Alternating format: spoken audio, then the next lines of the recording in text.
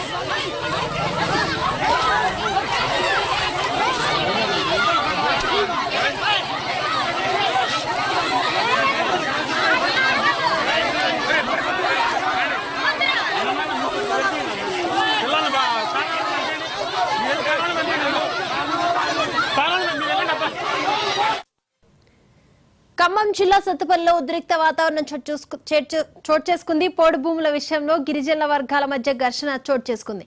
చంద్రయ్యపాలెం అటవీ ప్రాంతంలో ఘర్షణకు దిగారు. గిరిజనులను అదుపు చేసేందుకు కూడా పోలీసులు అక్కడికి చేరుకున్నారు. పోలీసులని పై కూడా దాడి చేశారు గిరిజనులు. ఈ నేపథ్యంలో కూడా పలువురు సిబ్బందికి అలాగే సిఐ కిరణ్ కు కూడా గాయాలయ్యాయి. ఈ అంశానికి సంబంధించి మరిన్ని అప్డేట్స్ అందించడానికి మా ప్రతినిధి రామకృష్ణ సిద్ధంగా ఉన్నారు. రామకృష్ణ, ఖమ్మం జిల్లాలో తీవ్ర ఉద్రిక్త పరిస్థితులు నెలకొన్నాయి.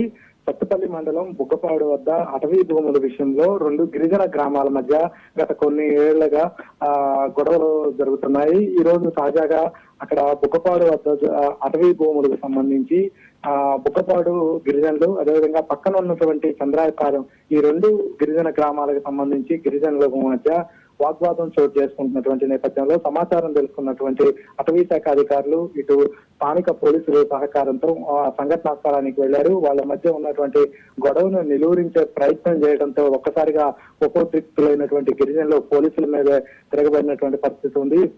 ఈ నేపథ్యంలోనే ఈ దాడిలో పోలీసుల మీద తీవ్రంగా దాడికి ప్రతిఘటించడంతో పోలీసులు సిఐకి, అదేవిధంగా సిఐతో పాటు నలుగురు సిబ్బందికి తీవ్ర గాయాలయ్యాయి. అతి కష్టం మీద సిఐ అక్కడి నుంచి ప్రాణాలతో బయటపడినటువంటి పరిస్థితి ఉంది. ప్రస్తుతం సిఐకి తీవ్ర గాయాలు కావడంతో ఆయన స్థానికంగా ఉన్నటువంటి ఒక ప్రభుత్వ ఆసుపత్రికి తరలించారు చికిత్స నిమిత్తం. అదేవిధంగా మరో నలుగురు సిబ్బందికి కూడా గాయాలయ్యాయి. గత కొద్ది ఏళ్లుగా ఇక్కడ గిరిజన గ్రామాల మధ్య పొడి భూముల విషయంలో తీవ్ర వాగ్వాదం చోటు చేసుకుంటుంది. ఇది దానికి సంబంధించి హక్కులు తమకే ఉన్నాయంటూ కూడా ఇరు వర్గాల మధ్య పెద్ద ఎత్తున గొడవలు జరుగుతున్నటువంటి నేపథ్యంలో తాజాగా ఈ రోజు కూడా పెద్ద ఎత్తున ఘర్షణ వాతావరణం అయితే నెలకొంది. ఒక్కసారిగా సిఐకి తీవ్ర గాయాలు కావడంతో పోలీసు సిబ్బంది పెద్ద ఎత్తున అక్కడ ఉన్నటువంటి సంఘటనా స్థలానికి చేరుకున్నారు. ఎవరైతే దాడికి పాల్పడ్డారో వాళ్ళని గుర్తించే పనిలో పడినటువంటి పరిస్థితి ఉంది. ఈ దాడి పట్ల పోలీస్ శాఖ అయితే దీన్ని తీవ్రంగా పరిగణిస్తుంది. ఖచ్చితంగా ఎవరైతే పోలీసుల మీద దాడికి పాల్పడ్డారో వారిని అరెస్ట్ చేసి శిక్షిస్తామంటూ కూడా పోలీసులు అయితే చెప్తున్నారు.